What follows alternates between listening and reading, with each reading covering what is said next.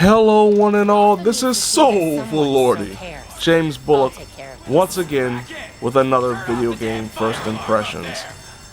This time around, Gotham Knights for the PlayStation 5, Xbox Series X and S, and PC.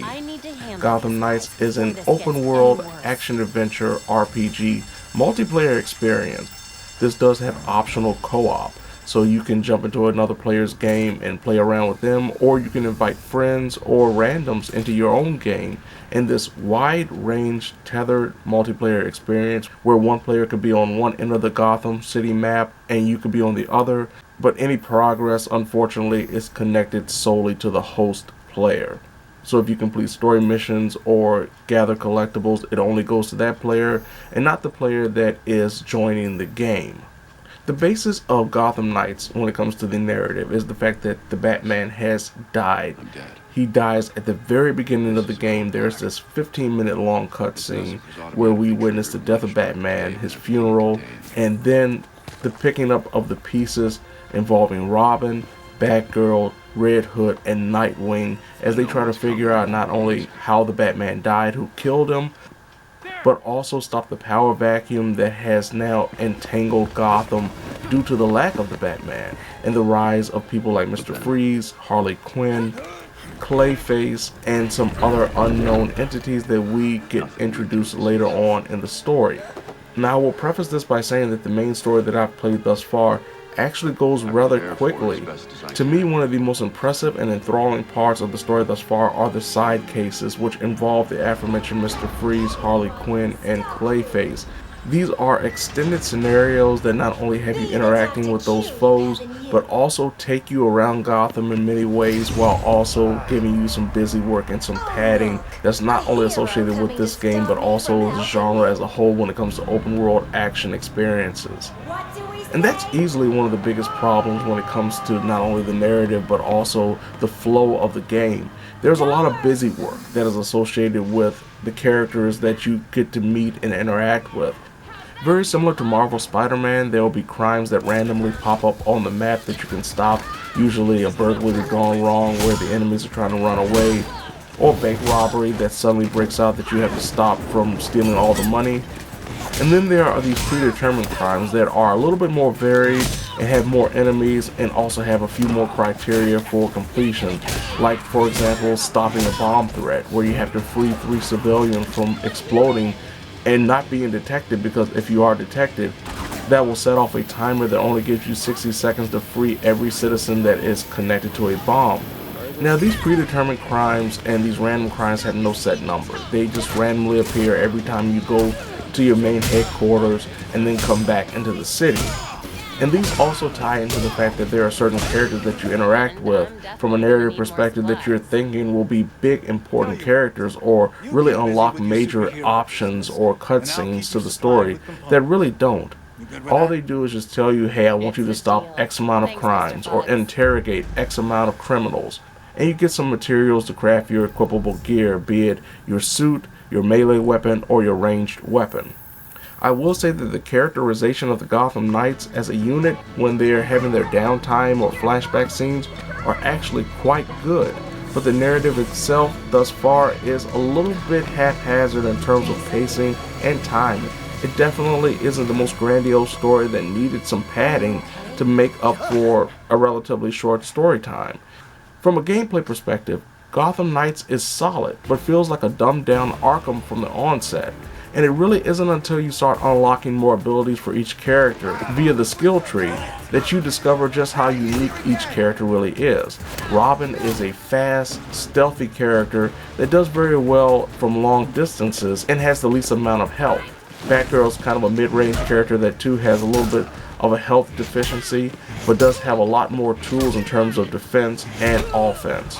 Red Hood is the tankish character that, while you think would be more of a brawler, is actually, of course, a shooter, so he has a lot of gun-oriented abilities, while Nightwing is more of the melee combat specialist, who also is very agile and acrobatic.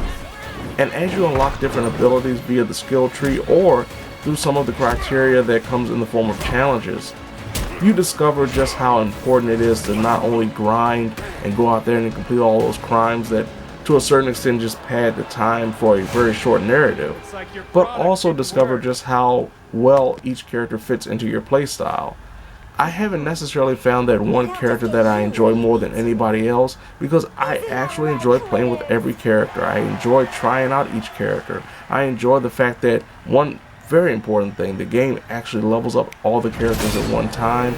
So if you play with a character for a little while, then go back and try to play with another character, they won't be level deficient.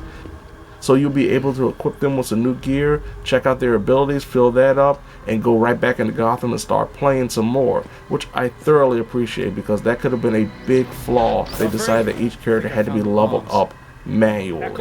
Now, from an adversary perspective, the AI is definitely lacking and or incredibly impressive. There will be times when I will witness the AI be brain dead and just wait for me to beat them up. And then there are other times where they're shooting me from every angle, hitting me from every angle, and I have very little ability to dodge. And that's one of the biggest things about this game, that as I noted feels like a dumbed down Arkham, where in the Arkham games, dodging and countering was really the root of trying to land some grandiose combos. This game has so many enemies coming at you from different directions that avoiding an attack may not open up the ability to really get another good clean shot in. Because one, the soft lock will actually target another foe, or the closest foe, instead of the foe that was trying to hit you, which could lead to a perfect evade and a perfect attack combination that is lost because the soft lock decides that it wants to attack the closest person to Batgirl or Robin or Red Hood or Nightwing or whoever you're playing with, instead of focusing on the character that just tried to hit you and who you're avoiding. Another nice thing about the combat, beyond the gear system that isn't atrocious or overbearing, you can pretty much craft gear to your leisure, add mod chips to certain pieces of gear, make them more effective, but one of the most important things is the elemental properties. Some suits, some weapons, have elemental properties that are very advantageous. Say if you're taking on Mr. Freeze's goons and you have a suit that reduces the elemental damage of ice attacks, it'll be a lot more beneficial. And then if you add fire elemental to your weapons, you'll be able to do a lot more damage to those enemies. Another big problem associated with the combat is the lack of animation locking. And by that I mean when you do a takedown animation, or you're doing something like a special ability, instead of the enemies being locked, they are constantly moving. And you can be in the middle of a lock animation that you cannot stop, like a takedown, and still be hit by an enemy, because the enemies are constantly moving. And you cannot cancel the animation to avoid the incoming strike, even if you see the incoming strike. I know that really ties into the multiplayer aspect and the fact that this game is always thinking that you have a co-op partner, but it definitely hurts you both if you're playing by yourself and with a partner. From a technical aspect, I haven't had any major crashes or bugs, though I've seen many graphical glitches, and of course the frame rate drops are ridiculous even on the PlayStation 5. Also, traversal is a little bit haphazard. The game decides to grab onto things sometimes that are actually not lined up with the camera.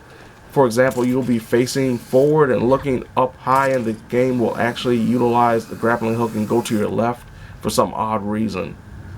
When you unlock the knighthood abilities that give you more traversal options besides the bat cycle, they are definitely helpful, but each character has a different one and they vary in quality. While Red Hood's mystical jump is probably the best one alongside Nightwing's glider, I'm surprised that Batgirl's glider is so inefficient and Robin's teleportation ability is very finicky.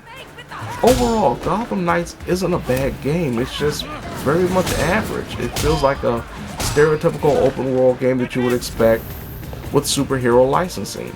And that gives you a lot of the open world tropes that I know a lot of people have gotten tired of, including yours truly, because you're doing things that you think are significant and come to find out they really aren't. If you do plan on picking up Gotham Knights, I will say wait until it's about half the price. It's a very solid game, but it's just solid thus far. And it's not a game that feels like it will stand the test of time or leave a grand lasting impression. But it will be an enjoyable experience, especially if you get it at about half the price. So there you have it. This has been Soulful Lordy. James Bullock, once again with another video game first impression. Gotham Knights for the PlayStation 5, Xbox Series X and S, and PC. And if you don't mind, I have to go into this insane asylum and meet up with Harley Quinn and figure out what in the world is she doing with this gigantic balloon. And if I'm not careful, I may be in the middle of a jailbreak.